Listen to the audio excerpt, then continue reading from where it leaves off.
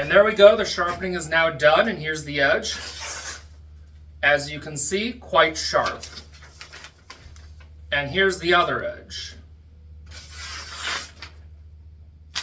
So that's it for today. If you have one of these swords and you would like to have it sharpened, the link to the sharpening of this sword on my website will be in the description. I sharpen other swords as well, so I will also have the link to more general sharpening in the description. Thanks everyone for watching, and I'll see you in the next video.